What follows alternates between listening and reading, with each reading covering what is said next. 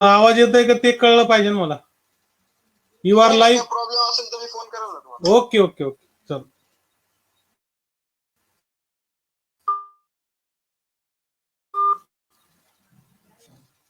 माझा परिचय प्राध्यापक डॉक्टर अशोक कडूभाऊ कानडे, इतिहास विभाग प्रमुख, बाबूजी आव्हाड महाविद्यालय पाथर्डी.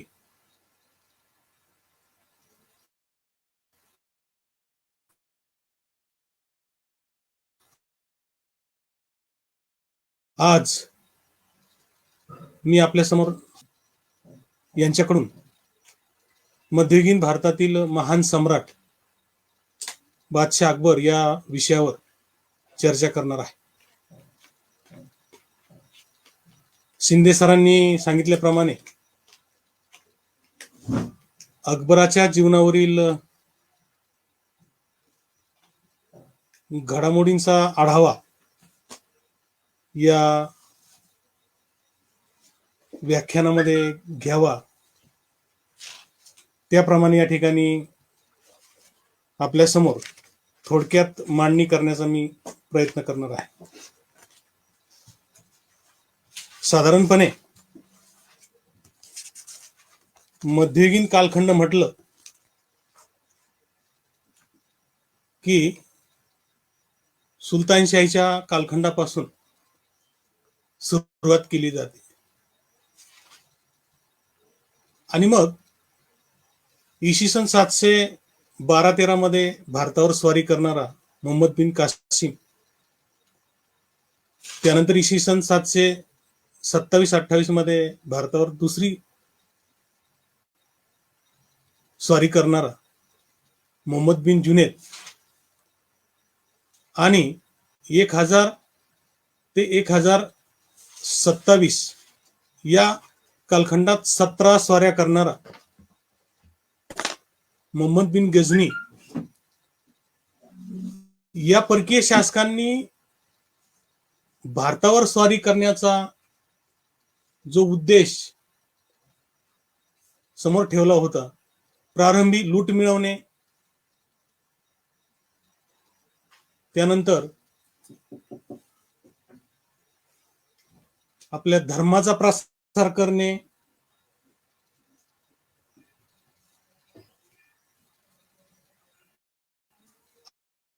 आणि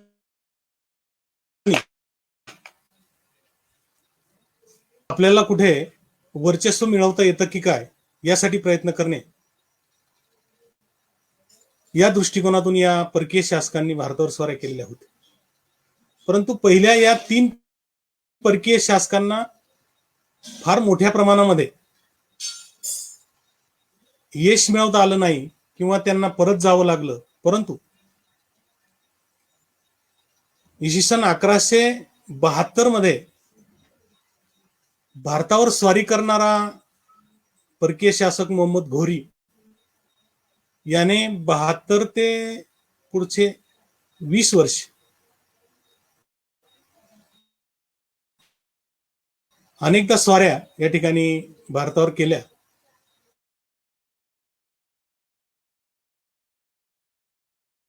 आणि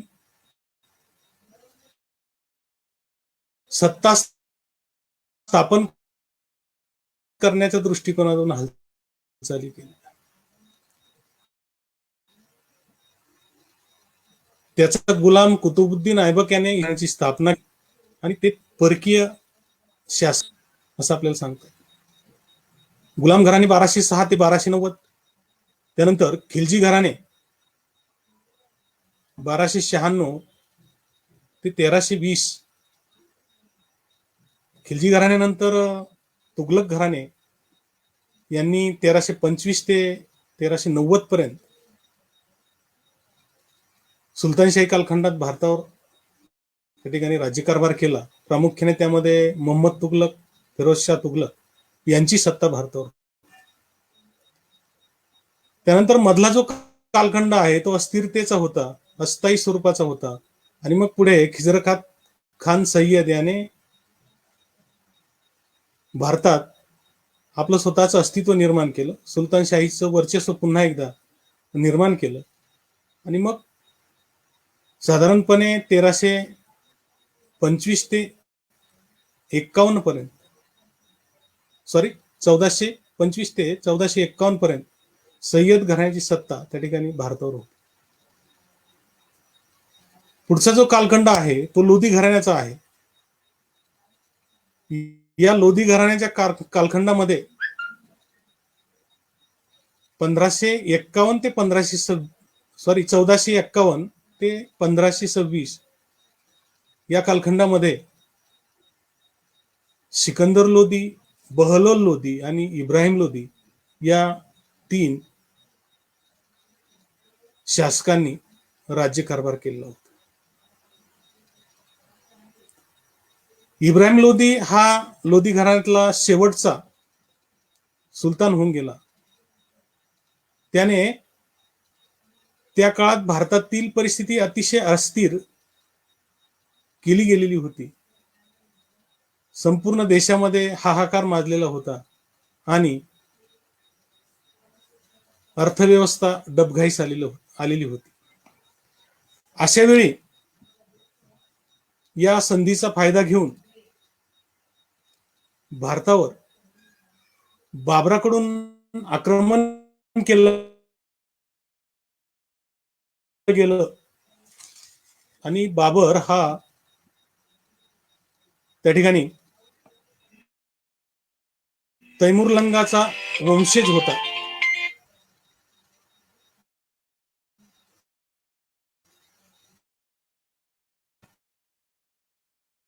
तैमुरलंगाचा वंशज होता. बोल ना. नाही, पीपीटी व्हायची अजून, प्रस्तावना चालू केली. हो हो हो हो. नाही नाही नाही नाही, दिसेल 1-2च मिनिटात, प्रस्तावना शेवट होईल. हो हो हो हो. आणि मग आपण तैमुरलंगाचे वंशज आहोत ही भूमिका त्या ठिकाणी बाबराने समोर ठेवून इसवी सन 1526 मध्ये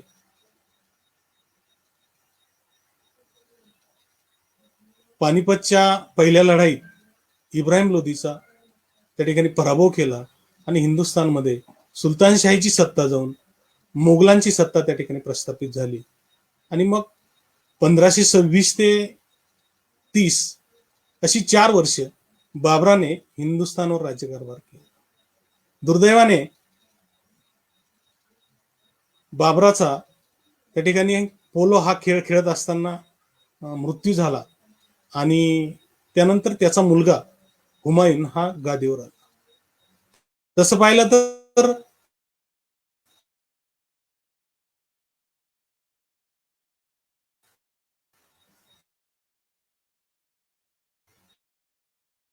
हुमायून या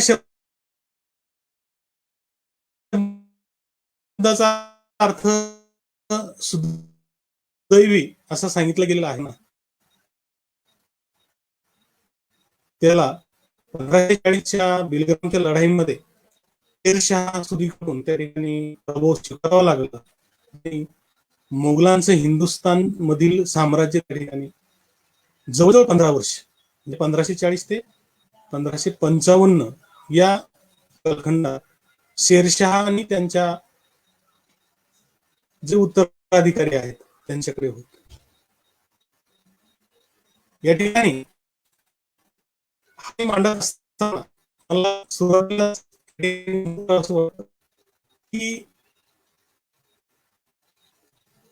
मध्ययुगीन भारतातील महासम्राट अकबर यांचा इतिहास यांच्या कालखंडातील माहिती सांगताना आम्ही संदर्भ वापरतो, ज्या पुस्तकातून अभ्यास केला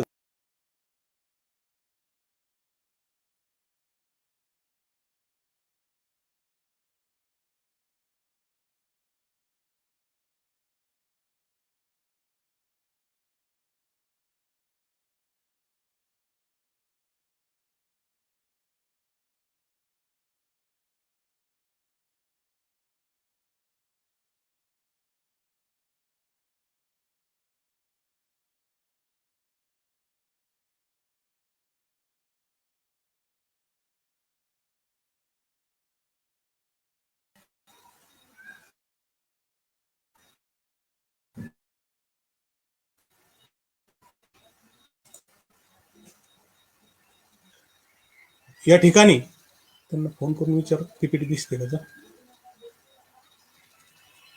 पटकन.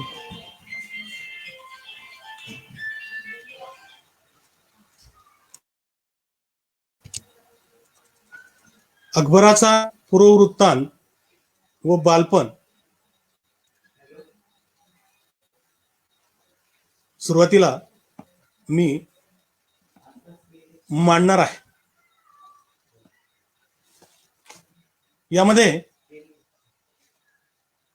अकबराचा जन्म हा हुमायूनचा जो या ठिकाणी जवळजवळ 15 वर्ष वनवासात जावं लागलेलं होतं आणि याच दरम्यान अकबराचा जन्म 15 ऑक्टोबर 1542 रोजी हुमायूनच्या वनवासाच्या काळात अमरकोट या ठिकाणी झालेला आहे आणि लहानपणात अनेक अडीअडचणीला त्यांना सामोरं जावं लागलेलं आहे.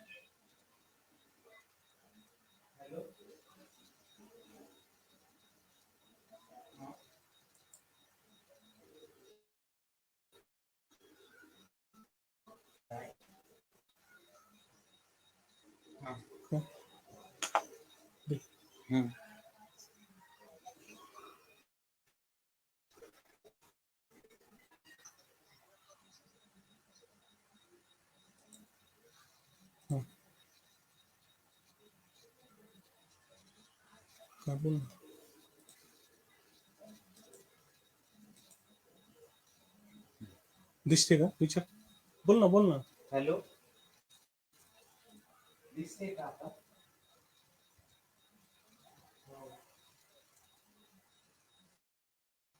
काही तांत्रिक अडचण आलेली आहे थोडीशी.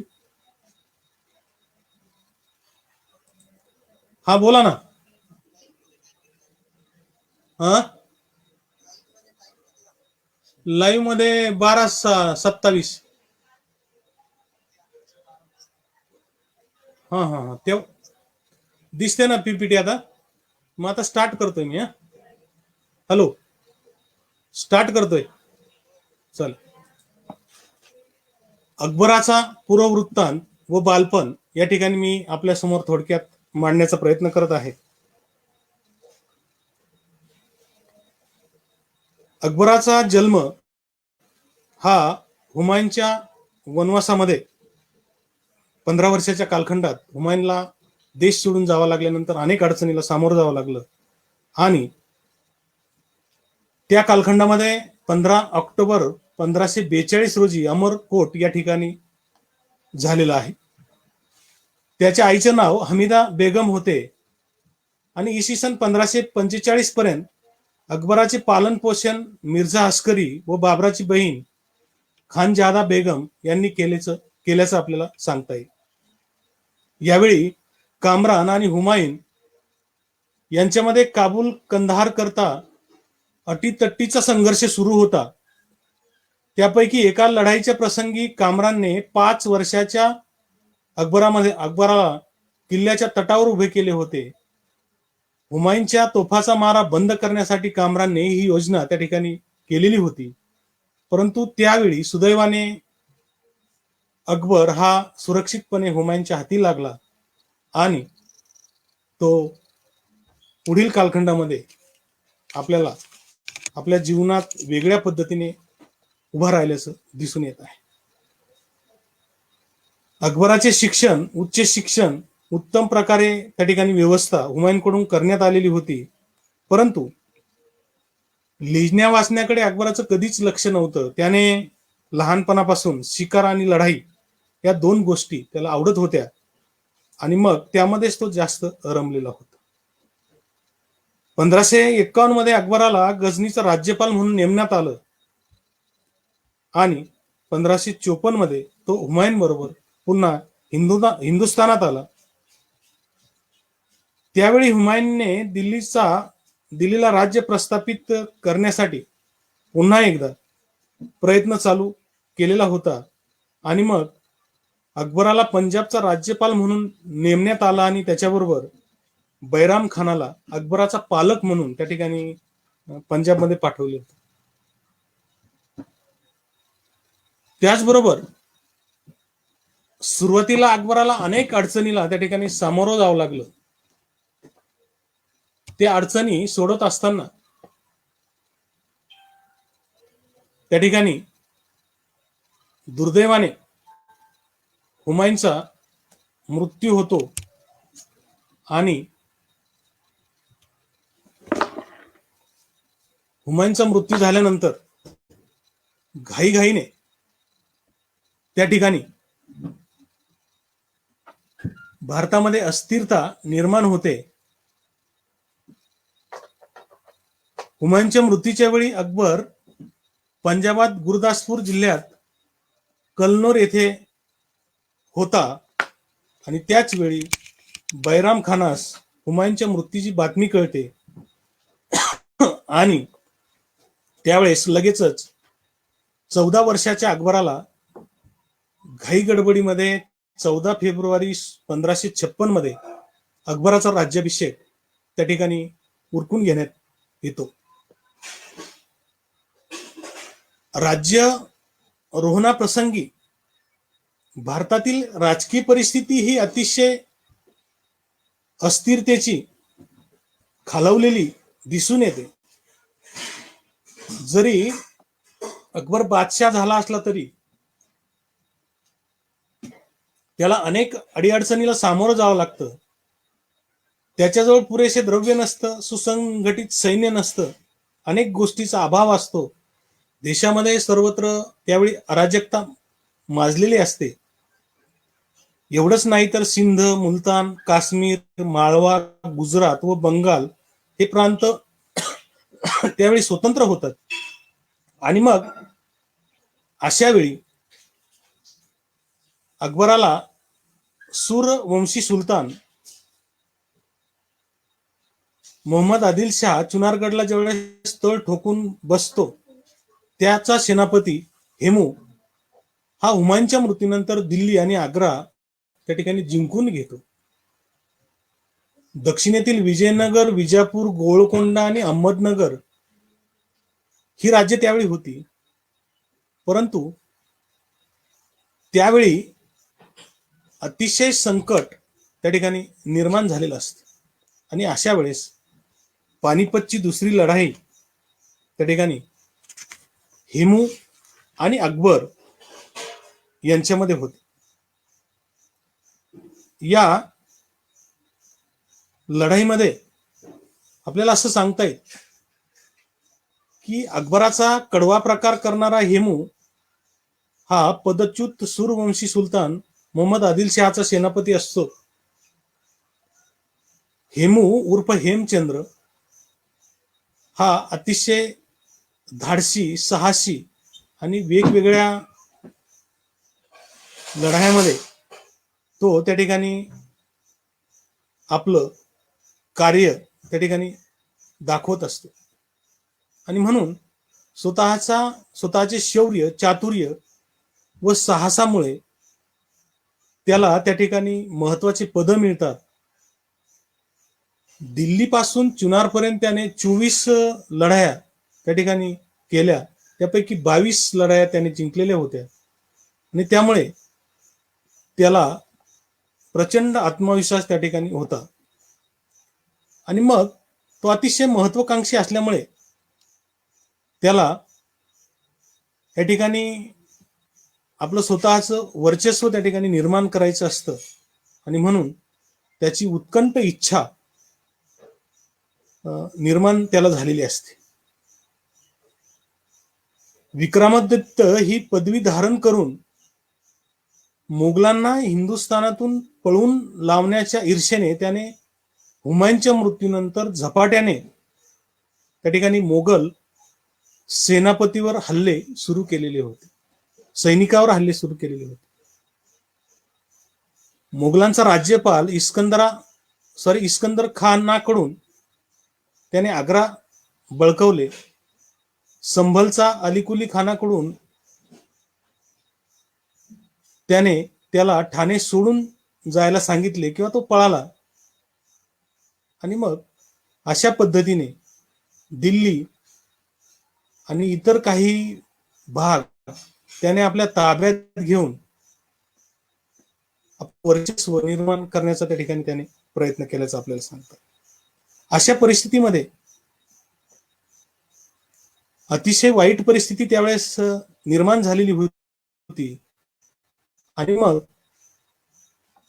त्यांनी सुलतान मोहम्मद आदिलशहाच्या आज्ञेवरून मुघलांकडून आग्रा, दिल्ली हे प्रांत आपल्या ताब्यात घेतले आणि हे प्रांत ताब्यात घेतल्यानंतर अतिशय भीतीचं वातावरण मोगली फौजेमध्ये त्या काळात निर्माण झाल्याचं आपल्याला दिसून येतं.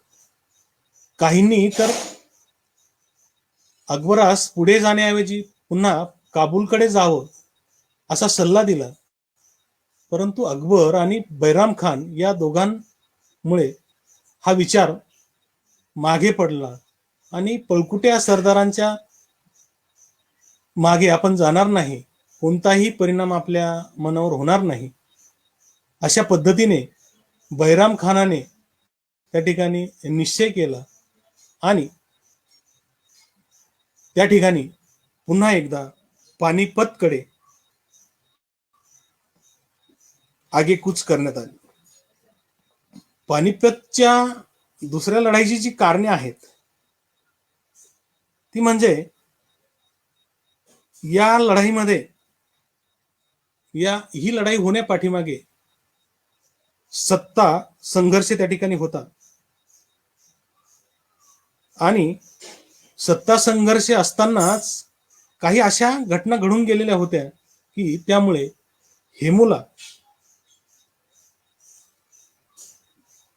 हिंदुस्थानावर आपलं वर्चस्व प्रस्थापित करायचं होतं. अशा परिस्थितीमध्ये या ठिकाणी आपल्याला असं सांगता येईल की ही प्रचंड मोठी लढाई या दोन युद्धामध्ये झाल्याचं आपल्याला दिसून येतं. हेमूने या लढाईची प्रचंड मोठ्या प्रमाणात तयारी केलेली होती.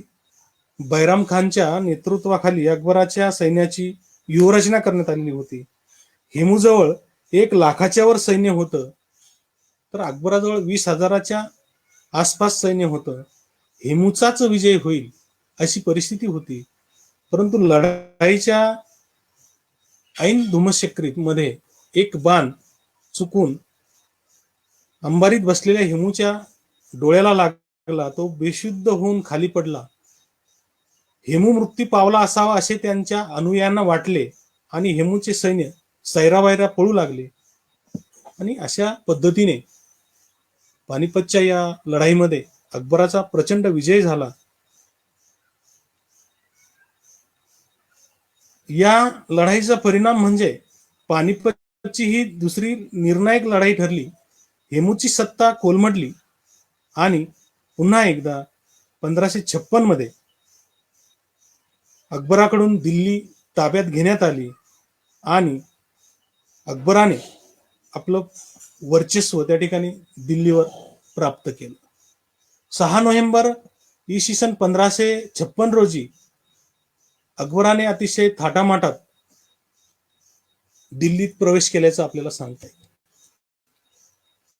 त्यानंतर बैराम खानाचा अंमल व त्याचे पतन इसवी सन 1556 ते 1560. सुरुवातीला बैराम खानाला हुमायूनने अकबराचा संरक्षक म्हणून त्याची नेमणूक केलेली होती आणि त्याची नेमणूक केल्यानंतर तो हुमायूनचा अतिशय विश्वासू सरदार होता आणि म्हणूनच संरक्षक आणि शिक्षक म्हणून त्याची नेमणूक करण्यात आलेली होती. या ठिकाणी आपल्याला असं सांगता येईल पहा की बैराम खान हा शीखपंथी मुसलमान होता. तो अत्यंत साहसी, शूर व प्रामाणिक असल्या कारणाने बाबराच्या कारकिर्दीमध्ये त्याने मोगल सैन्यात प्रवेश केलेला होता. हुमायूनचा तो प्रमुख सल्लागार आणि सेनापती होता. त्याची स्वामी भक्ती आणि शौर्य पाहून हुमायूनने त्यास खानन ही पदवी सुद्धा बहाल केलेली होती आणि म्हणून त्याला अकबराचा संरक्षक म्हणून नेमण्यात आलं. हुमायूनच्या मृत्यूनंतर बैराम खानाने अकबराचे संरक्षण केले. पानिपत युद्धातील मोगलांच्या विजयाचे श्रेय बैराम खानालाच दिले पाहिजे असंही सांगितलं जातं. आणि बैराम खानाचे खरे कार्य पानिपत नंतर सुरू झाल्याचं आपल्याला नमूद करता येईल. साधारणपणे दिल्ली विजयानंतर त्याने ग्वाल्हेर, जौनपूर, संभल, बयाना व अजमेर हे प्रदेश जिंकले. आणि अकबर अल्पवयीन असल्यामुळे राज्यकारभाराची सर्व सूत्रे त्या ठिकाणी जबाबदारी बैराम खानाकडे होती, ती त्याने योग्य रीतीने सांभाळलीही. हळूहळू अकबर जसजसा मोठा होऊ लागला तसतसे बैराम खानाचे वर्चस्व त्याला जाचक वाटू लागले आणि त्यामध्ये मतभेद होऊ लागले त्या दोघांमध्ये. त्याचबरोबर कालांतराने बैराम खानाला अनेक शत्रूही निर्माण झाले. राज्याची सूत्रे त्याच्या हातात असल्या कारणाने त्याचा वरचढपणा आणि अहंभाव इतरांना सलू लागला. अकबरही आता 18 वर्षाचा झाल्यामुळे बैराम खानाच्या सल्ल्याने चालणं त्याला पसंत नव्हतं आणि म्हणून आपणच सम्राट म्हणून कामकाज पाहावे असं अकबराला वाटू लागल्यामुळे अकबराने हळूहळू त्या पद्धतीने पावले टाकलेली होती. बैराम खान हा शियापंथी असल्यामुळे अकबराच्या दरबारातील सुन्नीपंथी लोक त्याचा द्वेष करू लागले आणि हळूहळू लोकांनी बैराम खानाविरुद्ध अकबराचे कान भरायला त्या काळात सुरुवात केली होती. आणि म्हणून बैराम खानाच्या विरोधात अकबराची आई आणि इतर सर्व सहकारी बैराम खानाविषयी अकबराचे मत त्या ठिकाणी त्यांनी कलुषित केले. मग बैराम खानाने स्वतःहून राज्यकारभाराची सूत्रे आपल्या हाती द्यावे आणि आपण मक्केला जावे अशी विनंती त्या ठिकाणी अकबराने बैराम खानाला केली. या विनंतीला त्याने मानही दिला. मक्केस जाण्यास तो निघालाही, परंतु आपला पाठलाग होत आहे असे ज्यावेळेस त्याला कळालं त्यावेळेस त्याचा स्वाभिमान दुखावला आणि त्याने पंजाबात जाऊन सम्राटाविरुद्ध बंड पुकारले. अकबराने या बंडाचा तात्काळ बिमोडही केला. बैराम खानाचा अपराध पोटात घातला, त्याला आदराने वागवले. बैराम खानाच्या मनात त्यावेळेस काहीही नव्हते, परंतु मक्केला जाण्याकरता तो पुन्हा गुजरातमध्ये गेल्यानंतर त्या ठिकाणी त्याची हत्या केली गेली. आणि मग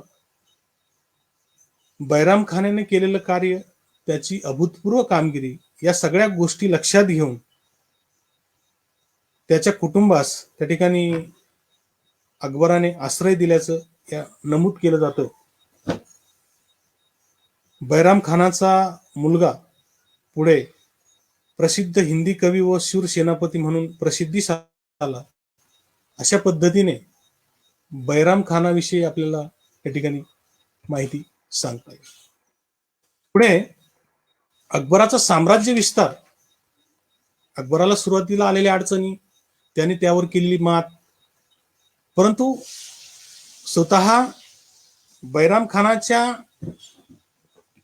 नंतर अकबराने, तो अत्यंत महत्वाकांक्षी असल्यामुळे आणि साम्राज्यवादी मनोवृत्तीचा सम्राट असल्यामुळे त्याने साम्राज्य विस्ताराची मोहीम त्या ठिकाणी उघडली.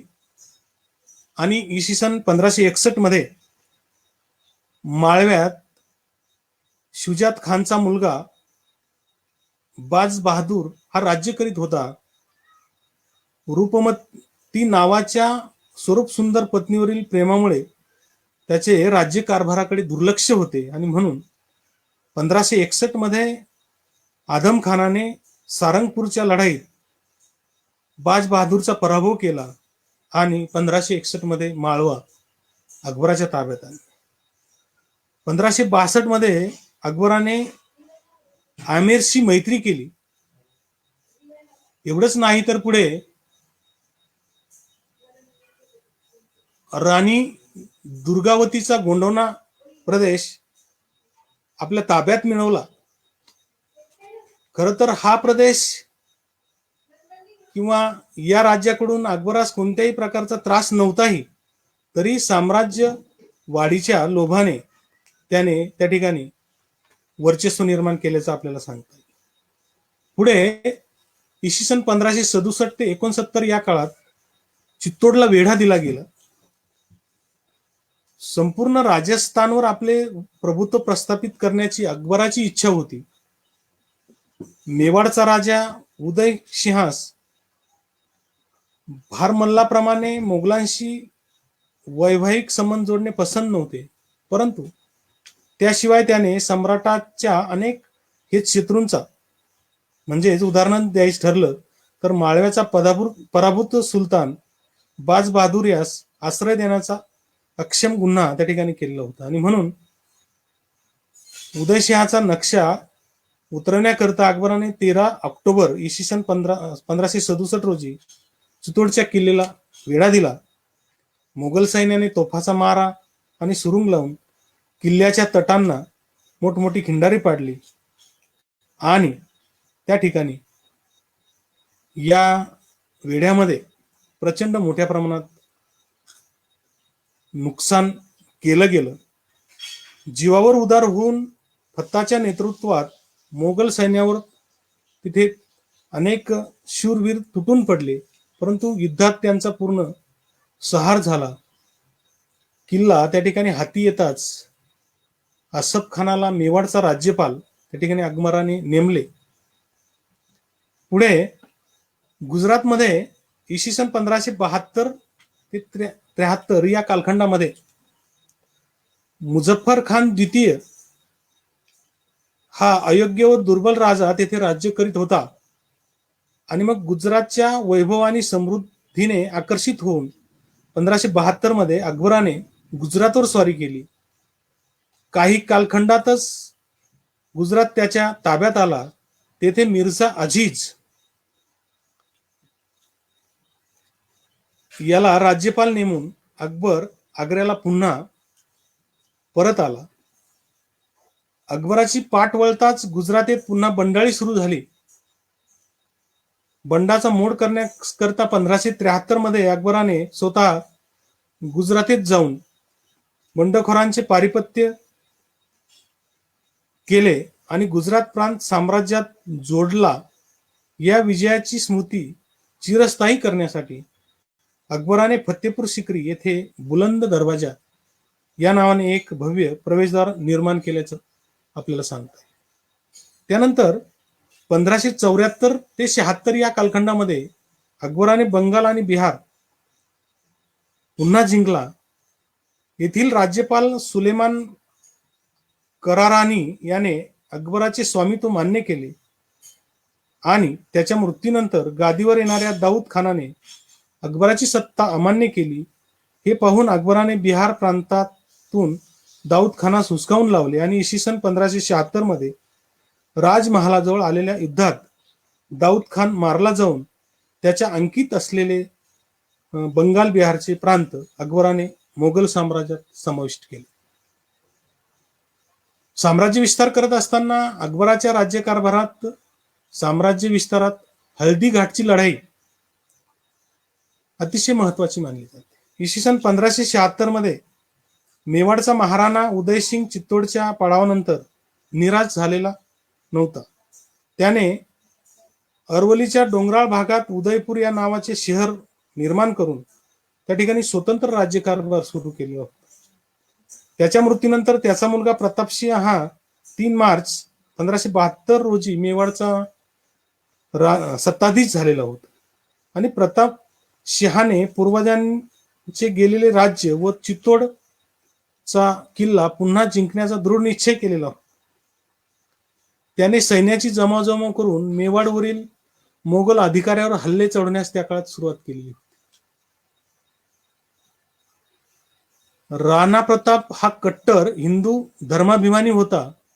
त्याला इतर राजपूत राजाप्रमाणे मुघलांशी रोटीबिटी व्यवहार करणे पसंत नव्हते. प्रतापसिंहाने मानखंडना करण्याकरिता अकबराने आमेरच्या कुंवर मानसिंह व आसफ खानाबरोबर विशाल सैन्य देऊन त्यांना मेवाडवर स्वारी करण्यासाठी धाडले आणि मोगल सैन्याने मेवाडमधील अनेक प्रदेश जिंकून प्रतापची शक्ती खंडित केली. आणि त्या ठिकाणी आपल्याला असं सांगता येईल पहा की प्रचंड मोठ्या प्रमाणात हा संघर्ष चालू होता. काबूलचा विजय हा अतिशय महत्वपूर्ण भाग आपल्याला अकबराच्या राज्यकारभारातील सांगता येईल. साधारणपणे अकबराचे उदार धोरण व त्याच्या धार्मिक सुधारणा अनेकांना पसंत नव्हते. अकबरास काढून त्याच्या जागी मिर्झा मोहम्मद याला गादीवर बसवण्याचा गुप्त कट सुरू होता आणि या लोकांनी अकबरावर धार्मिक बहिष्कार पुकारून बंगाल बिहारमध्ये बंड पुकारलेले होते. आणि मग बंडखोरांच्या मदतीकरता मिर्झा हाकिमने पंजाबवर स्वारी केली, परंतु त्यास अर्ध्या वाटेतून पुन्हा परत यावे लागले आणि अकबराने आपल्या भावास उदारपणे क्षमा केली. इसवी सन 1585 मध्ये मिर्झा हाकिम मरण पावल्यामुळे त्याचे राज्य अकबराने मोगल साम्राज्यात विलीन केले. पुढे 1585 मध्ये बऱ्याच दिवसापासून अकबराची दृष्टी काश्मीरवर होती. काश्मीरमध्ये युसुफ खान हा राज्य करत होता. त्याने अकबराचे अधिपत्य स्वीकारले होते. युसुफ खानाचा पुत्र याकूब खान याने विरोध केल्यामुळे अकबराने 1585 मध्ये काश्मीरचे राज्य खालसा करून त्यास काबूल प्रांताचा एक जिल्हा सरकार करण्यात आले आणि 1591 मध्ये पुढे सिंध प्रांतावर स्वारी केली गेली आणि 1593 मध्ये सिंध प्रांतावरही अकबराने त्या ठिकाणी कब्जा केल्याचं आपल्याला सांगतो. तर अशा पद्धतीने अकबराचा साम्राज्य विस्तार हा मोठ्या प्रमाणात त्या ठिकाणी सुरूच होता. कालिंजरची शरणागती असेल, मेवाड जिंकण्याचा त्याचा प्रयत्न असेल, त्याचबरोबर ओरिसा प्रांत, बलुचिस्तान प्रांत, कंदहारचा अंतर्भाव असेल, अशा वेगवेगळ्या स्वाऱ्या करून वेळोवेळी हे प्रांत आपल्या साम्राज्याला किंवा साम्राज्यात विलीन करण्याचं काम अकबराने केल्याचं आपल्याला सांगता येईल. या स्लाइडमध्ये अकबराचे दक्षिण धोरण आपल्याला या ठिकाणी अभ्यासायचे. उत्तर भारतात आपलं बस्तान बसवल्यानंतर किंवा उत्तर भारतात वर्चस्व मिळवल्यानंतर त्याने आपलं लक्ष हे दक्षिणेकडे वळवलेलं होतं. अकबराची महत्वाकांक्षा दक्षिण भारत आपल्या वर्चस्वाखाली आणण्यासाठी तो उत्सुक होता आणि दक्षिण भारतात अकबराने जी आक्रमणे केली त्यामागे साम्राज्य विस्तार हा उद्देश होता. त्या दरम्यान त्याने मुत्सद्देगिरीने पोर्तुगीजांच्या वाढत्या सत्तेस रोखून धरावे म्हणून पोर्तुगीजांचा बंदोबस्त करावा म्हणून हाही उद्देश त्या ठिकाणी दक्षिण स्वारीचा होता. दक्षिणेकडील जी अस्थिर परिस्थिती होती, विजयनगरचे राज्य तालिकोटच्या प्रभावानंतर कमकुवत झालेले होते. बहामनी राज्य आपापसात भांडत होती आणि अंतर्गत कलहाने ती पोखरलेली होती. त्यांच्यात मोगलांशी संघर्ष करण्याची ताकद उरलेली नव्हती आणि याचा फायदा अकबराने घेतला. एवढंच नव्हे तर लष्कराला कार्यात मग्न ठेवणे या विशाल हेतूने अकबराने दक्षिण भारतात त्या ठिकाणी वर्चस्व निर्माण करण्याचा प्रयत्न केला. सैन्याला जर काम नसलं तर ते आळशी बनतं आणि युद्ध करून सैन्याचा खर्च परस्पर भागवता येतो, शिवाय नवीन प्रदेशाचाही लाभ होतो अशी त्याची भावना होती. आणि म्हणून दक्षिणेमध्ये अहमदनगर, खानदेश, गोळकोंडा, विजापूर इत्यादी राज्य त्या ठिकाणी होती आणि अकबराने आपले वकील पाठवून आपले वर्चस्व मान्य करावे असं त्यांना सांगितलेलं होतं आणि खानदेश सोडून अकबराची कोणीही मागणी मान्य केली नाही. त्यामुळे अकबराने 1595 ते 1600 या कालखंडात अहमदनगरवर स्वारी केली. 1595 मध्ये अकबराने राजपुत्र मुराद व अब्दुल रहीम खान यांना अहमदनगरवर स्वारी करण्यासाठी पाठवले.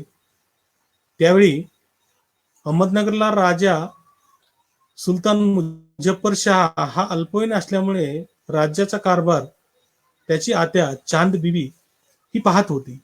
तिने युद्धाची तयारी करून मोगलांच्या सैन्याला शौर्याने लढा दिला. परिणामतः उभय पक्षात एक तह झाला व तहातील अटीनुसार वऱ्हाडचा सुपीक प्रदेश हा मुघलांना मिळाला. हा तह फार काळ टिकला नाही. दरम्यानच्या काळात अहमदनगरच्या निजामशाहीत प्रचंड दुष्काळ पडला. काही सरदारांनी 1599 मध्ये चांदबीची निर्घुण हत्या केली आणि वऱ्हाडचा प्रदेश पुन्हा हस्तगत करून तो आपल्या राज्यात विलीन केला. ही परिस्थिती पाहून अकबराने पुन्हा अहमदनगर जिंकण्यासाठी 1600 मध्ये तो स्वतः बऱ्हाणपूरला आला. अहमदनगरची स्वारी करून राजपुत्र असलेल्या अल्पवयीन सुलतानाला त्याने कैद केले आणि अहमदनगरच्या स्वामी भक्त सरदाराने दुसऱ्या एका मुलास गादीवर बसून मलिक अंबरच्या नेतृत्वाखाली मुघलांच्या विरोधामध्ये त्या काळात आपल्याला संघर्ष चालू ठेवल्याचं सांगता येईल. इसवी सन 1601 मध्ये खानदेशवर विजय प्राप्त केला गेला. खानदेश हे सीमेलगतचे राज्य दक्षिण भारताचे प्रवेशद्वार होते आणि खानदेशचा राजा मीर बहादूर शाह याने 1599 मध्ये अकबराचे स्वामित्व अमान्य केले. तेव्हा त्याला शिक्षा करण्यासाठी अकबराने आशीरगडच्या बल्हाटे किल्ल्यास वेढा दिला आणि त्या ठिकाणी त्यांच्या सैनिकाची कोंडी केली. विश्वासघाताने त्याने काही घटना घडून आणल्या आणि शेवटी नाविलाज होऊन 1601 मध्ये त्याने किल्ला अकबराच्या स्वाधीन केल्याचं आपल्याला सांगता येईल. तर अशा पद्धतीने अकबराने दक्षिणेमध्येही आपलं धोरण राबवलं आणि साम्राज्य विस्तार करत असताना अनेक गोष्टी त्या ठिकाणी अकबराने केल्याचं आपल्याला नमूद करता येईल. अकबराच्या या साम्राज्य विस्ताराच्या धोरणानंतर आपल्याला पुढचा मुद्दा या ठिकाणी अभ्यासायचा आहे, तो म्हणजे अकबराचे राजपूत विषयक धोरण. अकबराच्या कालखंडामध्ये आणि त्याच्या राजवटीमध्ये त्याने सगळ्यात महत्वाचा जो निर्णय घेतला असेल तो राजपूत विषयक धोरणाचा आपल्याला या ठिकाणी नमूद करता येईल. अकबराचा दूरदर्शीपणा यामध्ये आपल्याला दिसून येतो.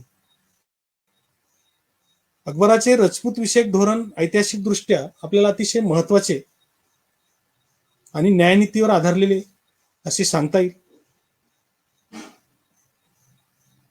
आपले सरदार बादशहासाठी या मोगल साम्राज्यासाठी आपली सेवा खर्ची घालत नसून ते स्वार्थासाठी मोगल साम्राज्यात ठाण देऊन बसले आहेत आणि म्हणूनच त्यांच्यावर विसंबून राहणे पूर्णपणे गैर ठरेल. आणि म्हणून राज्यारोहणाच्या दिवसापासूनच अकबराला बंडाला तोंड द्यावे लागले होते. सरदाराच्या जोरावर मोगलांनी आपले प्रभुत्व हिंदुस्थानातील वेगवेगळ्या क्षेत्रावर प्रस्थापित केलेले होते आणि म्हणून आपल्याला जर राजपुतांचा पाठिंबा मिळाला, आपण राजपुतांना जर आपल्या बरोबर घेतलं तर आपल्याला संपूर्ण भारतावर एकछत्री अंमल प्रस्थापित करता येईल. ही भूमिका त्या ठिकाणी अकबराची होती आणि म्हणून या भूमिकेतूनच राजपुतांच्या विषयी त्याची भावना बदललेली होती. राजपुतांच्या तलवारी या दिल्लीच्या सुलतानाविरुद्ध लढत होत्या. अकबराने त्यांची दिशाच बदलली. एवढेच नव्हे तर मेवाडचा राणा प्रतापसिंह यासारख्या राजपूत राजाचा पराभव करण्यासाठी त्या सज्ज झाल्या. आणि मग अकबराच्या मुसद्देगिरीचा हा एक विजयच म्हटला पाहिजे. परंतु राजपुताविषयीच्या राजनीतीचा केवळ हा एक हेतू होता असे म्हणता येणार नाही. कारण अकबराला त्या ठिकाणी सम्राट बनायचे नव्हते, तर साम्राज्यातील सर्व जाती धर्माच्या प्रजाजनांचा सम्राट व्हायचे होते. आपल्या साम्राज्याचे पर्यायाने भारताचे सामर्थ्य त्याला त्या ठिकाणी निर्माण करवायचे होते. आणि म्हणून अकबर हा पक्का साम्राज्यवादी असल्या कारणाने आपल्या साम्राज्यवादी आणि साम्राज्य स्थैर्यासाठी त्याने सैन्य सामर्थ्याऐवजी कूटनीतीचा आणि मुसद्देगिरीचा स्वीकार केला. अकबराने नवीन राजपूत धोरण त्याच्या साम्राज्य लालसेतून जन्माला आले असे आपल्याला म्हणता येईल. बलबन, अल्लाउद्दीन खिलजी, मोहम्मद तुगलक, बाबर आदी अनेक तत्पूर्वीच्या शासकांनी साम्राज्य विस्तार केला, परंतु त्यांना साम्राज्याची प्रस्थापना करण्यात यश आले नाही. राजपुतांचा बंदोबस्त करणे किंवा त्यांचा नायनाट करणे त्यांना कधी जमलेच नाही.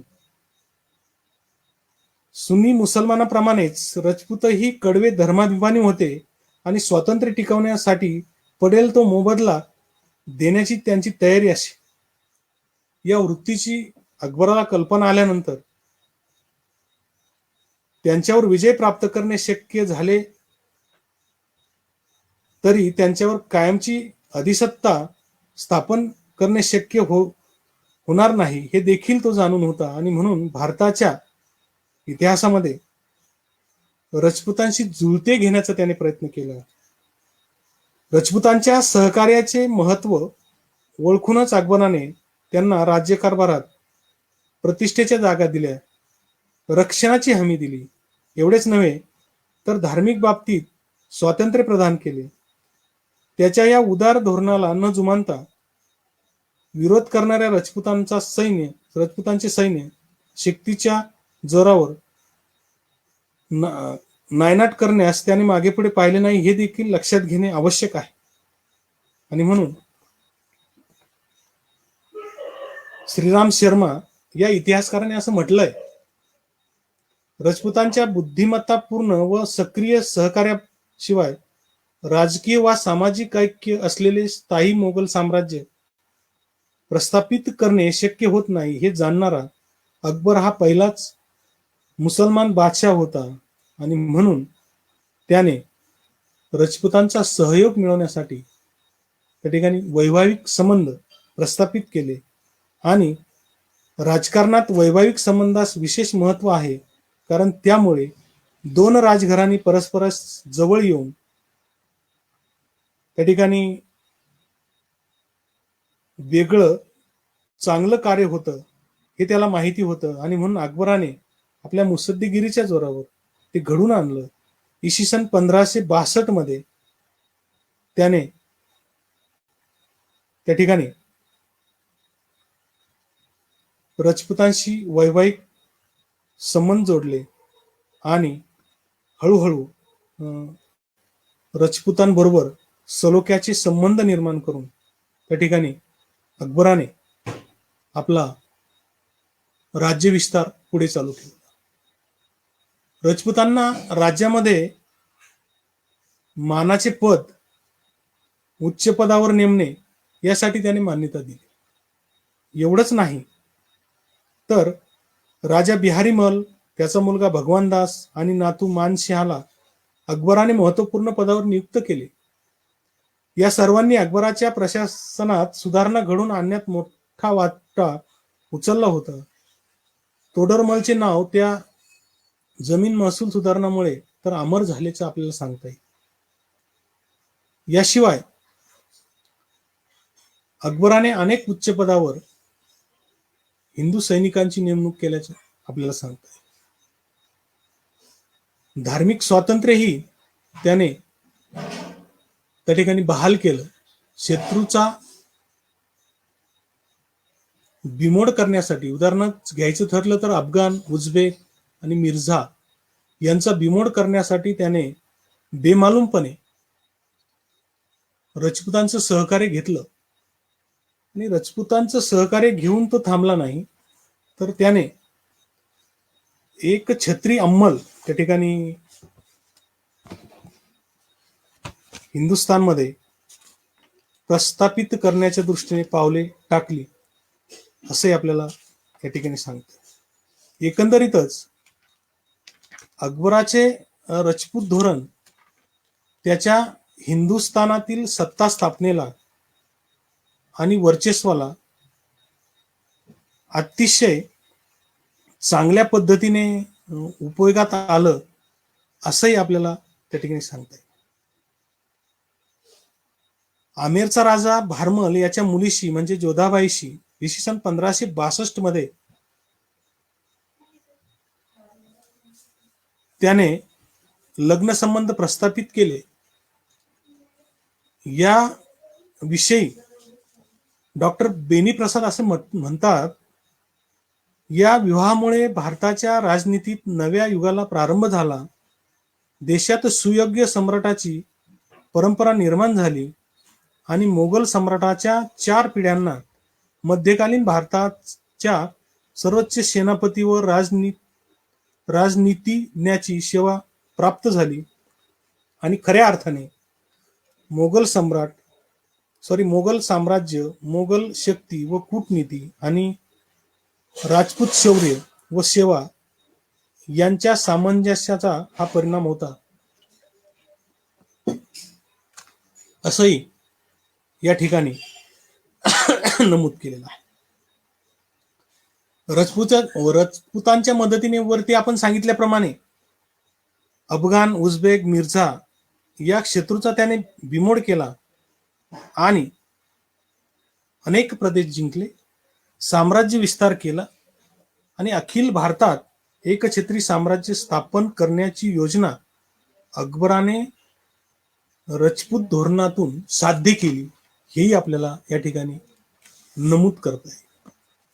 अशा पद्धतीने अकबराने राजपूत धोरणाच्या बळावर आपल्या साम्राज्याचा विस्तार हळूहळू पुढे नेला, हे आपल्याला या ठिकाणी नमूद करता येईल.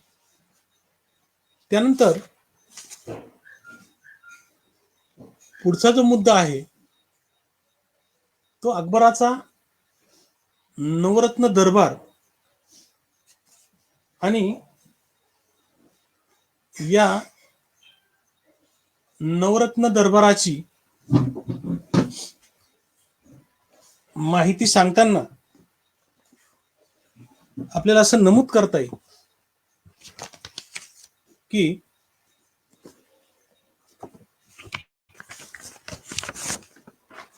अकबराने आपल्या नवरत्न दरबारामध्ये अतिशय वेगळ्या पद्धतीने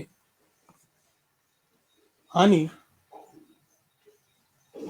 स्वतःच्या वेगळ्या पद्धतीने दरबारामध्ये या हुशार आणि वेगवेगळ्या क्षेत्रामध्ये आपली हुकूमत असणाऱ्या, आपलं वर्चस्व असणाऱ्या व्यक्तींना अकबराने संधी दिल्याचं आपल्याला सांगतात. शेख अब्दुल फजल फैजी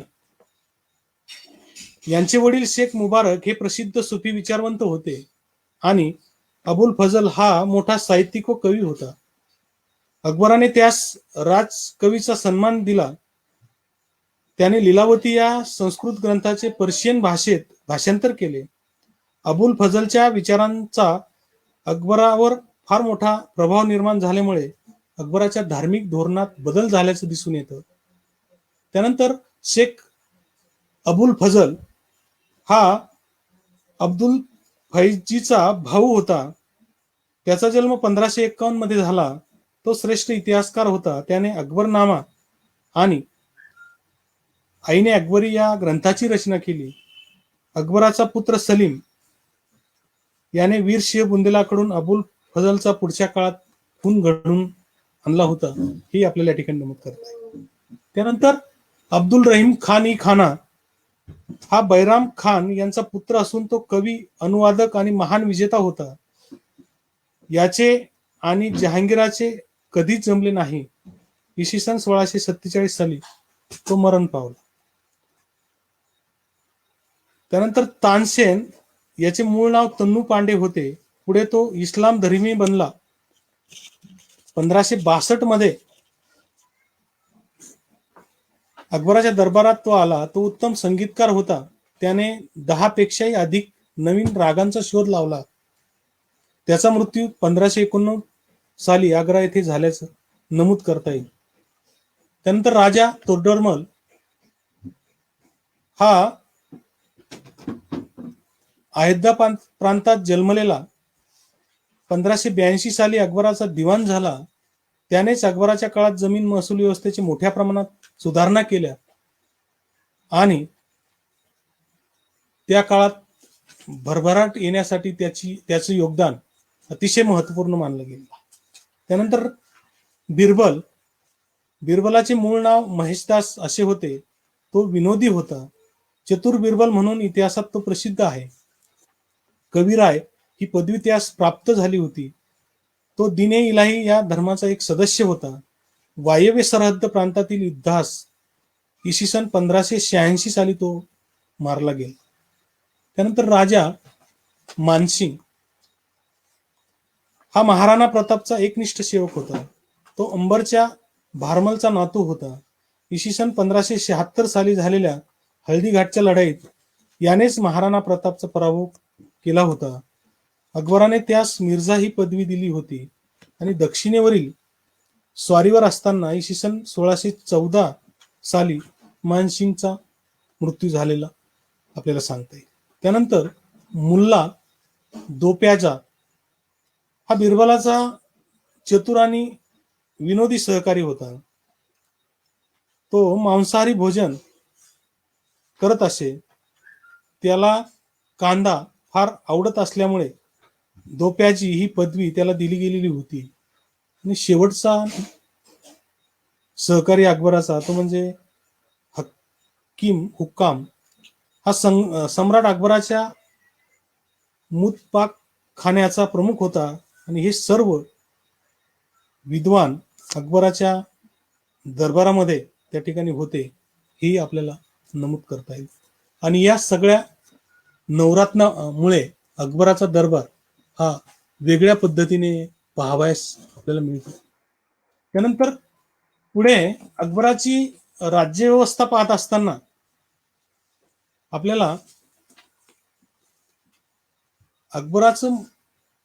अकबराची मनसबदारी पद्धती या ठिकाणी अभ्यासायची आहे किंवा पाहायची आहे. अकबराने मनसबदारी पद्धती राबवताना अनेक महत्वपूर्ण गोष्टी त्या काळात केल्याचं आपल्याला नमूद करता येईल. मोगल काळामध्ये मनसबदारी पद्धतीचा प्रारंभ बाबर, हुमायून यांच्या कारकिर्दीपासून झाला. ही जी कल्पना आहे ही मूळची पर्शियन आहे आणि अकबराने मनसबदारी पद्धतीचे संघटन आणि त्याला अंतिम स्वरूप दिल्यामुळे त्याचे सर्व श्रेय त्याच्याकडे जाते. मनसब या अरबी शब्दाचा अर्थ स्थान अगर हुद्दा असा होत असला तरी मोगल काळात मात्र राज्यातील नागरी किंवा लष्करी नोकऱ्यांच्या हुद्द्याचे प्रतिष्ठेचे मोजमाप करण्याचे साधन समजले जात होते. आयर्विनच्या मते मनसबदारी मुघल शासनातील हुद्दा किंवा प्रतिष्ठा मोजण्याचे साधन होते आणि त्यामुळे त्या मनसबदाराचा हुद्दा, त्याचे वेतन, राजदरबारातील त्याचे कार्यस्थान निश्चित होत असे. अकबराने या पद्धतीचे मूर्त स्वरूपात संघटन केले कारण ती काळाची गरज होती आणि त्यानुसार त्याने सैन्य दलाची व्यवस्था त्या ठिकाणी केली. मनसबदार म्हणजे तरी काय, तर शाही सेनेतील उच्चपद ग्रहण करणारा अधिकारी वर्ग. या मनसबदारांनी ठराविक संख्येने घोडदळ, हत्तीदळ, उंटदळ, सैन्य असा लवाजमा बाळगावा असा संकेत होता. आणि म्हणून त्या काळात मनसबदार आणि त्यांना अतिशय महत्व होते. अकबराने त्या ठिकाणी त्यांना घोडे, सैनिक, शस्त्र यासाठी त्या ठिकाणी परवानगीही दिलेली होती. त्यांचे वेतन आणि दर्जा निश्चिती, पद निश्चिती करण्यासाठी मनसबदारी हे एक साधन होतं. मनसबदारी प्राप्त झालेल्या व्यक्तीला राजदरबारात उच्च नोकरी दिली पाहिजे असा नियम नव्हता. उदाहरण जर द्यायचं ठरलं तर राजा मानसिंहाला 7,000ची मनसबदारी होती, परंतु त्याला कधी मंत्री म्हणून नेमलं गेलं नाही, हे आपल्याला या ठिकाणी सांगता येईल. अबुल फजल यास इतर अनेक मनसबदारापेक्षा वेतन कमी होते, परंतु त्याला मान इतर मंत्र्यापेक्षा नेहमी जास्त होता. नियमित कर्तव्य आणि निश्चित पदाची आवश्यकता मनसबदारीमुळे प्राप्त झाली आणि मनसबदारांना बादशहाने सांगितलेल्या कामाव्यतिरिक्त कोणतेच निश्चित काम नव्हते. एवढंच नाही तर आवश्यकता भासल्यास कोणाही मनसबदारास बादशहाने सोपविलेले काम त्या काळात करावी लागत असे. त्यानंतर मनसबदाराच्या नागरी आणि लष्करी सेवेत फार फरक नव्हता. राज्याचा कोणताही अधिकारी असो, मुलकी खात्यातील असो, न्यायाधीश असो अथवा राजगायक असो, या सर्वांना मनसबदार म्हणून राजदरबारी भरती केले जात असे. राजदरबारातील काझी आणि सरदार सोडून इतर सर्व शाही नौकर या मनसबदारी पद्धतीत समाविष्ट केले जात असत. त्यामुळे त्यांना त्यांच्या पदाप्रमाणे सैन्य बाळगावे लागत होते. राजा तोडरमल, राजा बिरबल, अबुल फजल या सर्वांना राजदरबारात मनसबदार म्हणूनच स्वीकारले गेले होते. त्यानंतर मनसबदारांच्या ज्या विशिष्ट श्रेण्या होत्या, नियुक्ती करणे, बदली देणे, बरखास्ती करणे, या सर्व गोष्टी बादशहाच्या मर्जीवर अवलंबून होत्या. बादशाह कोणालाही कोणत्या पदावर, कोणत्याही श्रेणीत मनसबदार म्हणून नियुक्त करत असे. एवढंच नाही तर मनसबदाराच्या त्यागावर अथवा बादशहाच्या निष्ठेवर मनसबदारी त्या ठिकाणी मिळत असे, हेही आपल्याला या ठिकाणी नमूद करता येईल. त्यानंतर मनसबदाराच्या विशिष्ट श्रेण्या होत्या. त्यामध्ये मनसबदारी पद्धतीचा उदय तेव्हा किमान 10 आणि कमाल 10,000ची मनसबदारी होती. अकबराने त्याच्या कारकिर्दीत मनसबदारीची मर्यादा 12,000पर्यंत वाढवली. प्रारंभीच्या काळात 5,000च्या वरती मनसबदारी बादशहाच्या नातेवाईकासाठी राखीव ठेवली गेली, परंतु त्यानंतर जेव्हा राजा मानसिंग, मिर्झा अजीज यांच्यासारख्या मोजक्या काही दरबारांनाही 7,000 मनसबदारी त्या ठिकाणी दिली गेली. त्यानंतर मनसबदाराचे वेतन निश्चित केले जात असे. साधारणपणे असं आपल्याला सांगता येईल की महिन्यासाठी वेतन निश्चित केले गेलेले होते. श्रीवास्तव यांनी म्हटल्याप्रमाणे या वरील गोष्टीस अलीकडील लेखकांनी दुजोरा दिलेला नाही, म्हणून मनसबदारांना जे वेतन प्राप्त होईल ते संपूर्णपणे वर्षासाठी होते. प्रत्येक मनसबदारास निर्धारित वेतन प्राप्त होईल, त्यातूनच तो व्यवस्थेचा खर्च आणि सैन्य पलटणीचा खर्च करत असे. सर्व खर्च वजा जाता शिल्लक राहणारे वेतन निश्चितच चांगले होते, हे या ठिकाणी नमूद केलेलं आहे. मनसबदाराचा जो कल होता तो विलासी जीवनाकडे होता. मनसबदाराचे जे जीवन होते ते अत्यंत विलासी मानले गेलेले आहे. आणि म्हणून मनसबदार म्हणून ज्या व्यक्तीत बादशहाने मान्यता दिली त्या व्यक्तीच्या आयुष्य अगदीच चैनीत जात असे. मनसबदार वारसांना मिळत नसे, कारण मनसबदारी वंश परंपरागत नव्हती, परंतु मनसबदारी पद्धतीमुळे काही सुधारणाही झाल्या आणि काही अडचणी त्या ठिकाणी निर्माण झाल्याचं आपल्याला सांगता येईल. मनसबदार गुणदोष होते त्याची चर्चा नाही, परंतु या गुणदोषाचा जर आपण विचार केला तर आपल्याला असं सांगता येईल की खोटी सैन्य भरती असेल, अविश्वसनीय लष्करी संघटन असेल, खर्चिक लष्करी पद्धती असेल, लाचलुचपतीची संधी असेल किंवा मनसबदारीमुळे कमकुवत झालेले पायदळ सैन्य असेल, अशा अनेक गोष्टी यामध्ये आपल्याला नमूद करता येतील. आणि म्हणून मनसबदारी पद्धतीत गुणदोष जरी असले तरी साम्राज्याचा फायदा झाल्याचं आपल्याला या ठिकाणी नमूद करता येईल. आणि या पद्धतीमध्ये नक्कीच अकबर बादशहाला फायदा झाला असे आपल्याला सांगता येईल. त्यानंतर अकबराची जमीन महसूल पद्धत ही अतिशय महत्वपूर्ण आहे. तर त्यामध्ये बाबर हुमायून यांनी सुलतानशाहीच्या काळापासून चालत आलेल्या महसूल पद्धतीत कोणत्याही सुधारणा केल्या नव्हत्या, परंतु संपूर्ण साम्राज्य त्यांनी लहान लहान जागिरीमध्ये विभाजित केलेले होते. जागीरदाराची नियुक्ती केलेली होती, त्यांच्या मार्फत महसूल केला जात होता आणि हे जागीरदार आपल्या जागिरीचे जवळपास मालक असल्याने शेतकऱ्याची त्या ठिकाणी पिळवणूक करत होते. आणि मग जमीन महसूल पद्धतीत सुधारणा करण्याच्या दृष्टीने पहिले पाऊल 1565-66 मध्ये उचलण्यात आले. अबुल फजलने याचा उल्लेख ऐने अकबरीमध्ये केलेला आहे. यानुसार शेतकरी आपल्या शेतातून कोणत्या धान्याचे व किती पीक काढतो व त्यापैकी त्याने कितवा हिस्सा राज्यास महसूल म्हणून द्यावा हे निश्चित करण्यात आले. महसूल धन व धान्य स्वरूपात देण्याची सवलत शेतकऱ्यांना देण्यात आली होती. ही व्यवस्था समाधानकारक नव्हती, यात अनेक दोष होते आणि म्हणून जमिनीचे मोजमाप करण्याची पद्धत त्या ठिकाणी सुरू झाली आणि जमिनीचे मोजमाप करण्याच्या पद्धतीमुळे लबाडी होऊ नये हा त्या पाठीमागचा उद्देश होता. जमिनीचे वर्गीकरण केले गेले.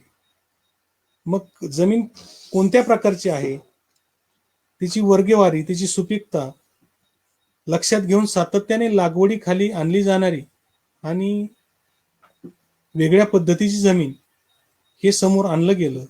पोलाद, परोती, चाचर, बंजर असं जमिनीचं वर्गीकरण केलं गेलं. पोलाद म्हणजे नियमितपणे लागवडीखाली आणली जाणारी जमीन.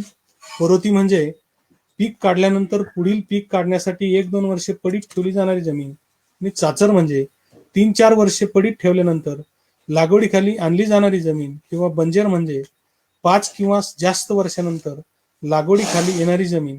अशा पद्धतीने वर्गीकरण केलं गेलं. महसूल आकारणीचे जे सुपीकतेनुसार जमिनीचा दर्जा व जमिनीचे गेल्या 10 वर्षातील सरासरी उत्पन्न या 3 गोष्टीचा प्रामुख्याने विस्तार त्या ठिकाणी केला जात असे. आणि म्हणून पोलाद आणि परोती जमिनीतून निघणाऱ्या उत्पन्नाचा 1/3 भाग जमीन भाग महसूल स्वरूपात घेतला जात असे, हे आपल्याला या ठिकाणी नमूद करता येईल. धन धान्य महसूल प्रमाण जे आहे त्यामध्ये आपल्याला असं सांगता येईल की पूर्वी स्पष्ट जे केलं गेलं आहे, जमीन महसूल धन किंवा धान स्वरूपात देण्याची मुभा शेतकऱ्यांना असल्याने अकबराचे अधिकारी प्रत्येक धान्याचे मागील 10 वर्षातील स्थानिक किमतीच्या आधारे धन धान्य आणि प्रमाण त्या ठिकाणी ठरवत असत, हेही आपल्याला नमूद करता येईल. आणि महसूल वसुली जी आहे ही महसूल वसुली वर्षातून 2 वेळा केली जात असे. रब्बी हंगाम, खरीप हंगाम यावेळेस ते केली जात असे. पटवारी, मुकादम, कानूनगो, अंमलगुजार आदी अधिकारी पिकाची पाहणी करून महसूल गोळा करत असत आणि सरकार आणि शेतकरी यांच्यात महसूल दरबारात सरळ करार होत असल्यामुळे अकबराची पद्धती रयतवारी पद्धती म्हणून प्रसिद्ध पावली असंही आपल्याला या ठिकाणी नमूद करता येईल. एकंदरीतच या पद्धतीमध्ये आपल्याला असं सांगता येईल पहा की अकबराने ज्या काही या पद्धती आणल्या, या पद्धतीमुळे काही गोष्टी अतिशय सुधारण्याच्या बाबतीत आपल्याला नमूद करता येतील. इसवी सन 1563 मध्ये त्याने हिंदूंच्या तीर्थयात्रेवरील कर रद्द केला, त्याने जिजिया कर रद्द केला, सती जाण्याच्या प्रथेबाबत त्याने नापसंती व्यक्त करून हिंदूंना त्याने या प्रथेपासून परावृत्त करण्याचा प्रयत्न केला. बालविवाह आणि भ्रूण हत्या यावर त्याने बंदी आणली. जिंकलेल्या प्रदेशातील स्त्रिया आणि मुलांना गुलाम करण्याची पद्धत त्याने संपुष्टात आणली. सरकारी घोड्यांना डाक देण्याची पद्धत त्याने सुरू केली. वंश परंपरागत जहागिरी पद्धत त्याने संपुष्टात आणली. गुन्हेगाराने काहीतरी दिव्य करून आपण निरपराध आहोत हे सिद्ध करण्याची प्रथा त्याने संपुष्टात आणली. त्याचप्रमाणे न्यायालयात खटल्यातील कार्यवाही लिहिली गेली पाहिजे असा दंडक त्याने घालून दिला आणि टांगसाळीमध्ये त्याने मूलभूत बदल घडून आणले, हे आपल्याला या ठिकाणी नमूद करता येईल. तर अशा पद्धतीने अकबराने जमीन महसूल पद्धतीमध्ये ज्या सुधारणा केल्या ते आपल्याला या ठिकाणी नमूद करता येतील. त्यानंतर पुढचा जो मुद्दा आहे तो महत्वपूर्ण मुद्दा म्हणजे अकबरकालीन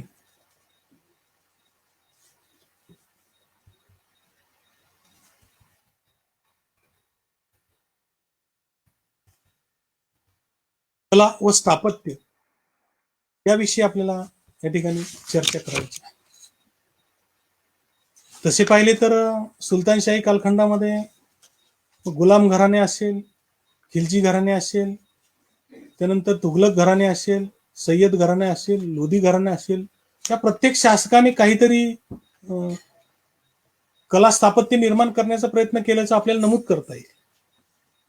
त्याचबरोबर बाबर, हुमायून यांनी आपल्या कारकिर्दीमध्ये कला स्थापत्याला चालना दिल्याचे आपल्याला दिसून येते.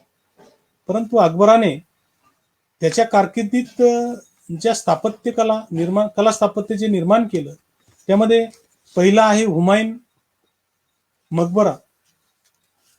अबुल फजल याने असं म्हटलंय की अकबर बादशाह आपल्या विचारांना या इमारतीच्या स्वरूपात मूर्त स्वरूप देतो. अकबराने निर्माण केलेल्या बांधकाम शैलीवर हिंदू शैलीचा प्रभाव दिसून येतो आणि दिल्लीचा हुमायून मकबरा त्याने तयार करून घेतला, हेही या ठिकाणी नमूद केले गेलेलं आहे. त्यानंतर जोधाबाईचा महाल यामध्ये पर्शी ब्राऊन यांच्या मते फतेपूर सिक्री येथे असलेल्या सर्व इमारतीमध्ये जोधाबाईचा महाल ही इमारत अधिक विशाल व कलात्मक आहे.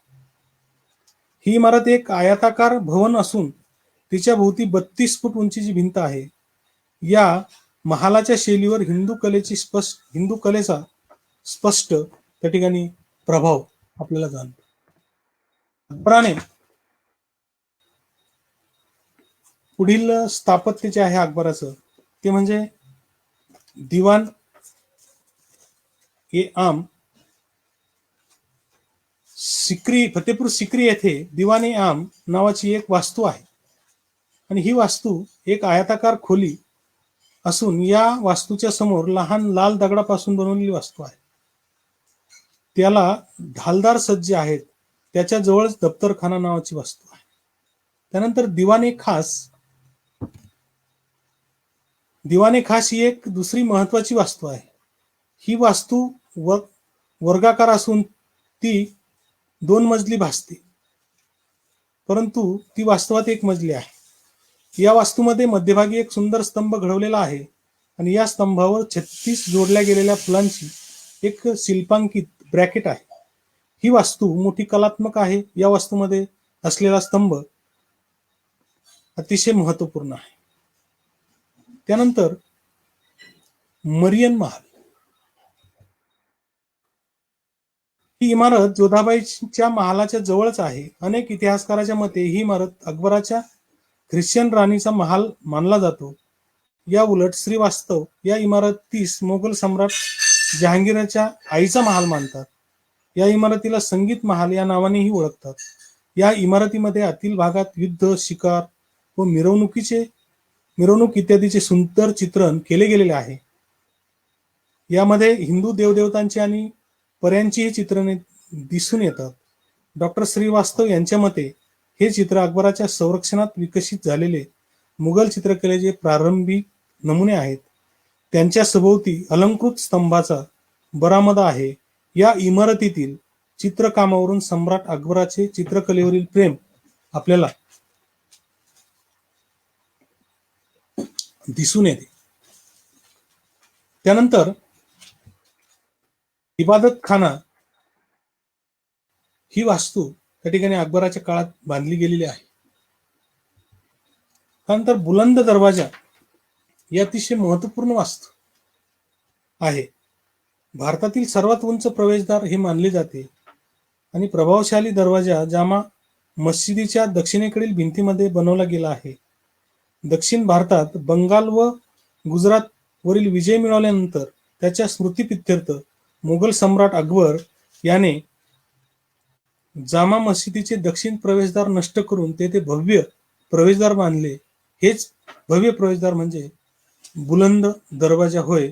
हा दरवाजा समतल भूमीपासून 12 मीटर उंच शिडीदार बनवल्या गेलेल्या एका चबुतऱ्यावर बांधलेला आपल्याला दिसून येतो. त्यानंतर पंचमहाल ही इमारत 5 मजली असल्यामुळे तिला पंचमहाल असं म्हटलं गेलं. या वास्तूमधील स्तंभ सुंदर आहेत. या वास्तूचा पहिला मजला एक विशाल हॉल प्रमाणे आहे. यामध्ये 48 खांब आहेत. या वास्तूवरील मजले निरंतर लहान लहान होत गेले आहेत. या वास्तूतील स्तंभावर घंटी, फुले, पाने, कळस, रुद्राक्ष माळा कोरलेल्या आहेत हे आपल्याला सांगता येईल. त्यानंतर हवामहल ही वास्तू अकबराच्या कालखंडामध्ये बांधली गेलेली आहे आणि या वास्तूमध्ये आपल्याला अतिशय वेगळ्या पद्धतीने सुंदर नक्षीकाम आणि पंचमहाल म्हणूनही ही वरच्या बाजूने उत्तरोत्तर लहान होत जाणारी 5 मजली आयताकार इमारत या ठिकाणी आपल्याला सांगता येईल. त्यानंतर जामा मस्जिद या मशिदीचे बांधकाम 4 वर्षे चालले होते. इसवी सन 1575 मध्ये ती पूर्ण झाली आणि ही मस्जिद आकाराने मोठी असून तिच्यावर बांधलेल्या 3 घुमटापैकी मध्यभागी असलेला घुमट बाकीच्या 2 घुमटापेक्षा आकाराने मोठा आहे. मस्जिदीतला आतील भाग हा अत्यंत अलंकृत आहे असे आपल्याला त्या ठिकाणी सांगता येईल. त्यानंतर बिरबल महालातील मेहराबीवर बलुवा दगडांचा वापर करून कमळ आणि गुलाबांचे गुच्छ आणि कळ्या याची सजावट आपल्याला या महालात पाहायला मिळते. त्यानंतर शेख सलीमुद्दीन चिश्तीची कबर या ठिकाणी अकबराच्या काळात निर्माण झाल्याचं आपल्याला सांगता येईल आणि ही वास्तू स्थानिक मुघल वास्तूमध्ये सर्वश्रेष्ठ मानली गेलेली आहे असे आपल्याला सांगतात. आणि या व्याख्यानातला जो शेवटचा मुद्दा आहे किंवा शेवटचा जो भाग आहे तो म्हणजे अकबराची योग्यता हे आपल्याला अभ्यासायचं आहे. साधारणपणे अकबराची योग्यता अभ्यासताना अकबराच्या 51 वर्षाच्या राजकीय कारकिर्दीमध्ये जे अनेक चढ उतार आले, जे अनेक घडामोडी घडल्या त्याचा थोडक्यात उहापोह आपल्याला या ठिकाणी करावायचा आहे. अकबराने अनेक गोष्टी त्याच्या राजवटीत केल्याचं आपल्याला नमूद करत आहे. परंतु काही गोष्टी अशा आहेत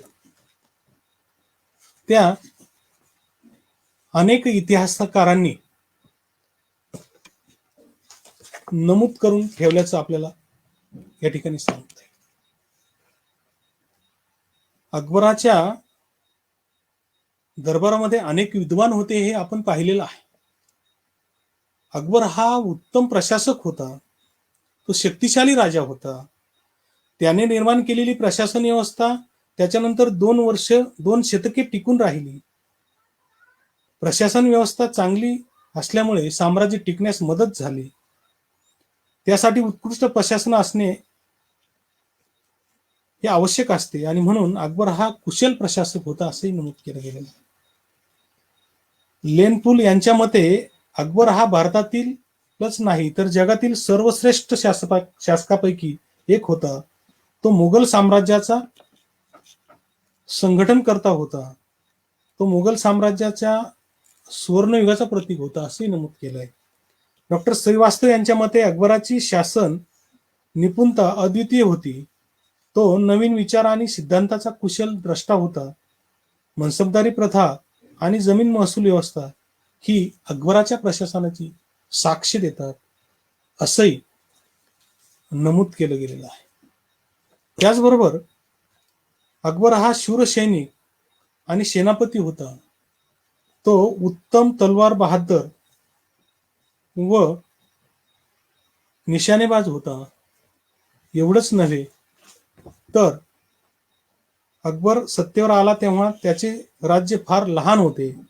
त्याने स्वतःच्या कर्तृत्वाने या लहान राज्याचे रूपांतर एका विशाल साम्राज्यात केल्याचे दिसून येते. हे कार्य कुशल योद्धा व सेनापती असल्यामुळे शक्य झाले.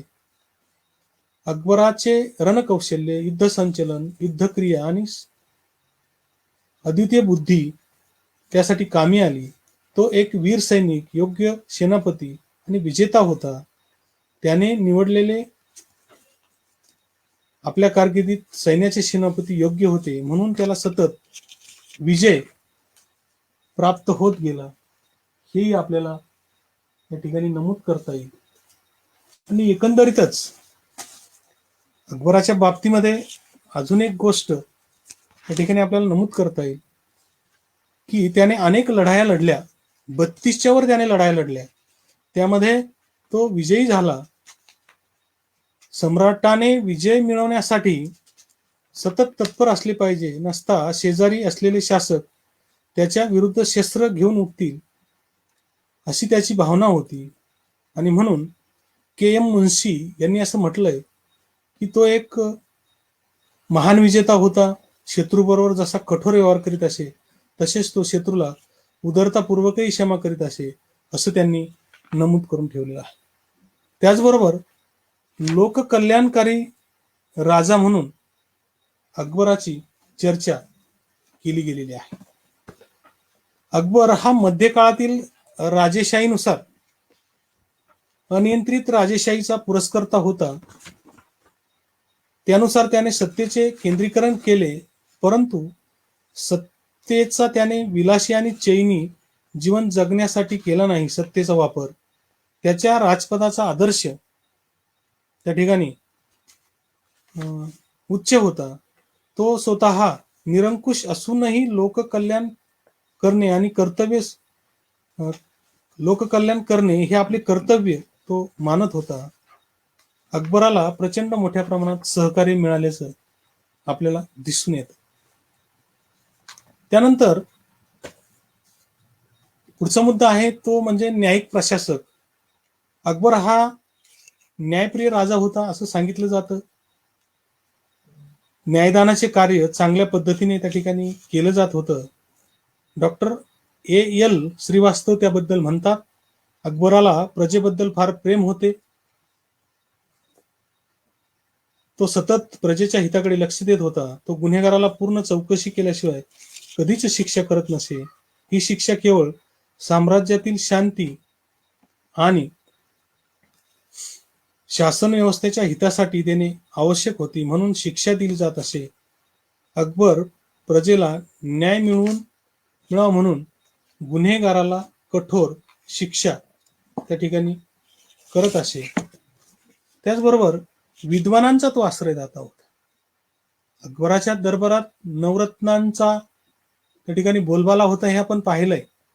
त्यामुळे अनेक विद्वान त्याच्या आश्रयाला होते. साहित्यिक असतील, कवी असतील, संगीतकार असतील, चित्रकार असतील. अरबी, हिंदी, संस्कृत भाषेतून किंवा तुर्की भाषेतून साहित्य निर्मिती करणारे अनेक विद्वान त्याच्या दरबारात होते, असंही नमूद केलं गेलेलं आहे. तो कलेचा आश्रयदाता होता. त्याबद्दल आपल्याला असं सांगता येईल की कला आणि संगीताचा तो प्रेमी असल्या कारणाने कला आणि साहित्य यामध्ये समन्वय स्थापन त्याने केला. तो नेहमी म्हणत असे, बरेच लोक चित्रकलेची घृणा करतात, परंतु मी मात्र अशा लोकांची घृणा करतो. मला असे वाटते की चित्रकाराजवळ ईश्वरास ओळखण्याचे अजब तंत्र आहे. अकबराच्या दरबारात 17 चित्रकार होते, त्यापैकी 13 चित्रकार हिंदू होते. त्याने दिल्ली येथे ख्वाजा अब्दुल समद या प्रसिद्ध चित्रकाराच्या अध्यक्षतेखाली एक चित्रकला विभागाची स्थापना सुद्धा केली होती. आणि म्हणून अकबराला चित्रकलेची, स्थापत्यकलेची आवड असल्यामुळे त्याने अनेक वास्तू बांधल्या. हे आपण पाहिलंय. पंचमहाल असेल, मरियन महाल असेल, दिवाने खास असेल, दिवाने आम असेल, जोधाबाईचा महाल असेल, बुलंद दरवाजा असेल, जामा मस्जिद असेल, अशा विशेष सुंदर उल्लेखनीय इमारतीवरील नक्षीकाम सुबक व सुंदर अशा गोष्टी त्याने निर्माण केल्या. हे आपल्याला या ठिकाणी सांगता येईल. आणि शेवटचा मुद्दा या ठिकाणी आपल्याला सांगता येईल तो म्हणजे तो मुत्सद्दी होता आणि त्याचे व्यक्तिमत्व हे मोठे आकर्षक आणि भारदस्त होते. इसवी सन 1580 मध्ये मान्सरेट याने त्याला पाहिल्यानंतर तो असं म्हणतो, शाही गौरवासाठी अनुकूल असलेल्या अकबर बादशहाची शरीरयष्टी आणि चेहरा असा आहे की त्याला पाहता क्षणीच तो राजा आहे हे तात्काळ लक्षात येते. तुजुके जहांगीर या ग्रंथात जहांगीराने अकबराचे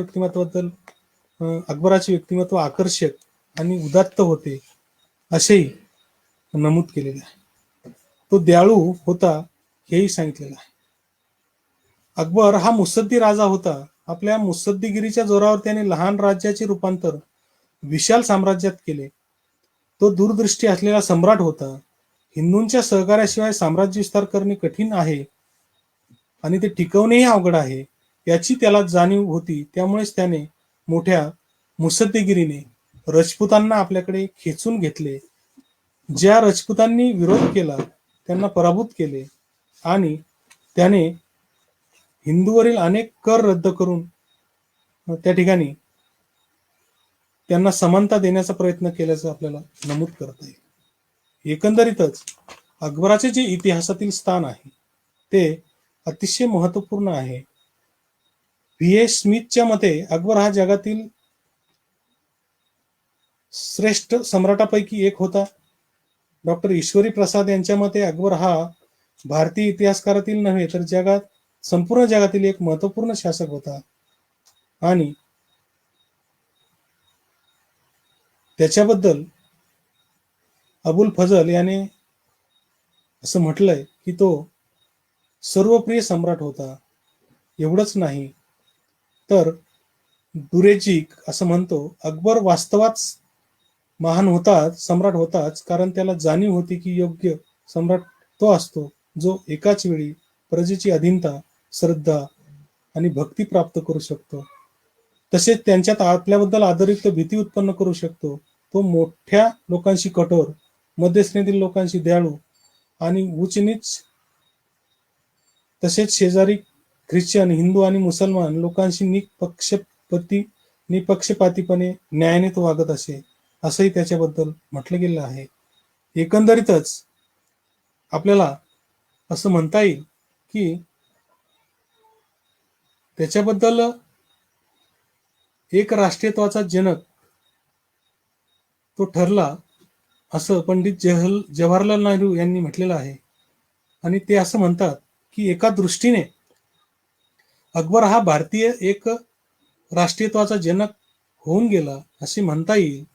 ज्या काळी धर्मावरून निरनिराळे गट पडत होते त्या काळी त्याने धर्म, जाती निरपेक्ष असे एक राष्ट्रीयत्वाचे ध्येय उचलून धरले.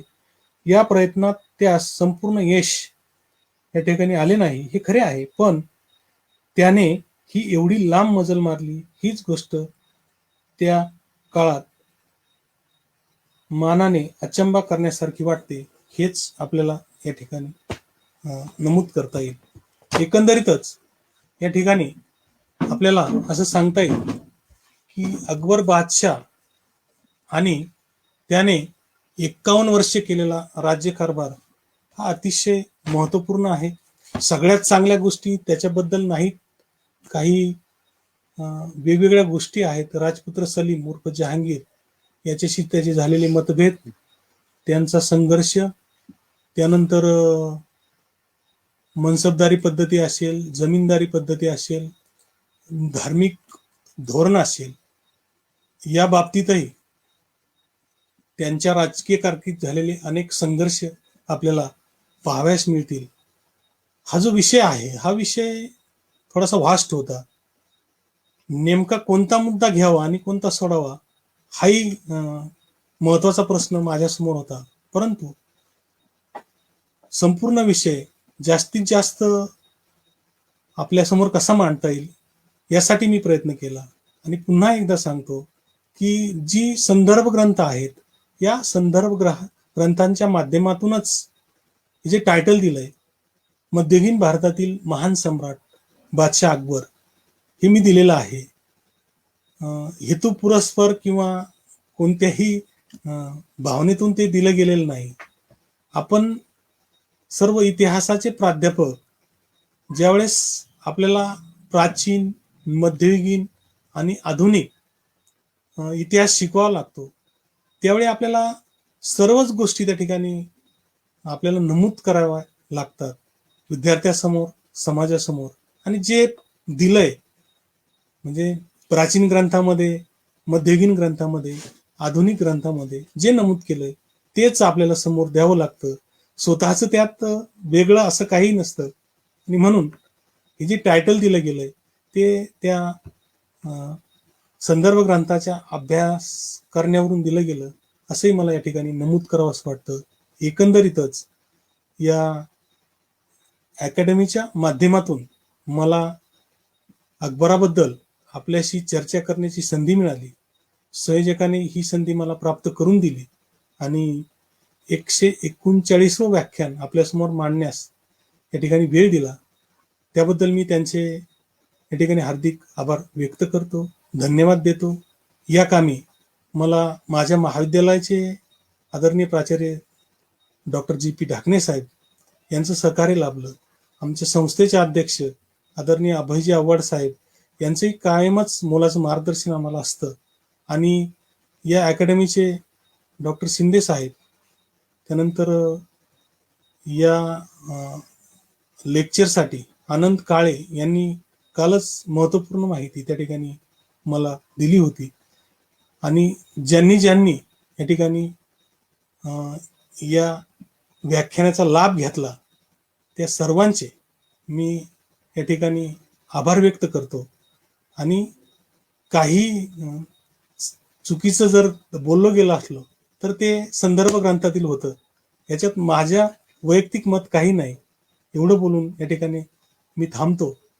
आणि काही प्रश्न या ठिकाणी आलेले आहेत तर ते आपल्याला देण्याचा प्रयत्न करतो.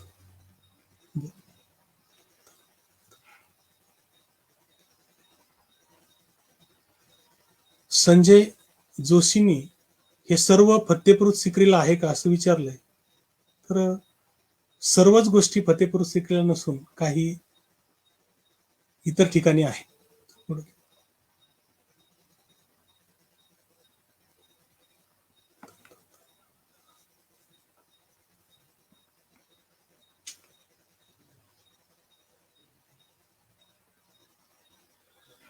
भीमा शिंदे यांनी असं विचारलंय, सम्राट अकबराच्या ध्येय धोरणाचा पुढील मोगल सम्राटांना बादशहांना विसर पडला त्यामुळे मोगल सत्तेचा शेवट झाला असे आपल्याला म्हणता येईल का? खरं पाहिलं तर 1526 ते 1707 हा जो कालखंड आहे या कालखंडामध्ये बाबर, हुमायून, अकबर, जहांगीर, शहाजहान आणि औरंगजेब असे महत्वपूर्ण बादशाह होऊन गेले. सर्वच गोष्टी अकबर बादशाहच्या चांगल्या होत्या असं मी म्हणणार नाही कदापि, परंतु त्यांनी जो पायंडा पाडला तो जहांगीराला पुढे घेऊन जाता आला नाही. नूरजहानचा जुंटा गट त्याच्याशी जहांगीराला जुळून घ्यावं लागला आणि मग राज्यकारभार त्या पद्धतीने चालवता आला नाही. शहाजहानच्या कारकिर्दीत फारसं परिवर्तन केलं गेलं नाही किंवा झालं नाही. काही वास्तू उभारल्या गेल्या, ताजमहल सारखी वास्तू उभारली गेली, परंतु विस्तार जास्त मोठ्या प्रमाणात झाला नाही आणि सगळ्यांना त्यांना जुळून घेता आलं नाही. औरंगजेबाच्या बाबतीत जर म्हणायचं गेलं तर औरंगजेबाने जे राजपुतांविषयी धोरण होतं ते पूर्णपणे नाकारलं. राजपुतांना त्या ठिकाणी अडचणी निर्माण करण्याचा त्यांनी प्रयत्न केला आणि राजपुतांविषयी अडचणी निर्माण केल्यामुळे त्या ठिकाणी महत्वपूर्ण बाब म्हणजे औरंगजेबाला 49 वर्ष राज्यकारभार करून सुद्धा कधी समाधान लाभलं नाही आणि शेवटी त्याला अहमदनगर सारख्या शहरात मराठ्यांचं जे स्वातंत्र्य युद्ध लढलं गेलं इथेच मरावं लागलं. जवळजवळ 25 वर्ष म्हणजे 1681 ते 1707 छत्रपती संभाजी महाराज, छत्रपती राजाराम, महाराणी ताराबाई यांनी प्रचंड मोठ्या प्रमाणात संघर्ष केला आणि सगळ्यात महत्वाची बाब, शिवाजी महाराजांच्या मृत्यूनंतर मला सहज राज्यप्राप्ती होईल अशी जी भावना अकबराची होती, औरंगजेबाची होती, दक्षिण भारतात मला प्राबल्य निर्माण करता येईल, ती पूर्णतः त्यांना नेता आली नाही. संभाजी महाराजांच्या वधानंतर ज्या पद्धतीने मराठे सर्व पेटून उठले, एकनिष्ठ झाले आणि त्यांनी सतत संघर्ष केला. त्यामध्ये राजाराम महाराज असतील, संताजी घोरपडे धनाजी जाधव असतील, रामचंद्र पंत अमात्य यांची भूमिका असेल, ताराबाईचं शौर्य असेल, एका स्त्रीने सतत 7 वर्ष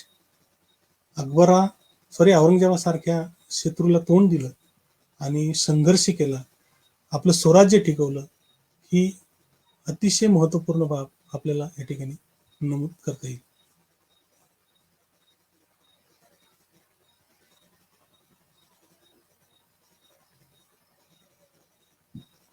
या ठिकाणी जे प्रश्न विचारले गेलेले आहेत त्याचे थोडक्यात या ठिकाणी विश्लेषण करून मी थांबतो. पुन्हा एकदा अकॅडमीला धन्यवाद देतो, संयोजकाला धन्यवाद देतो आणि थांबतो. नमस्कार.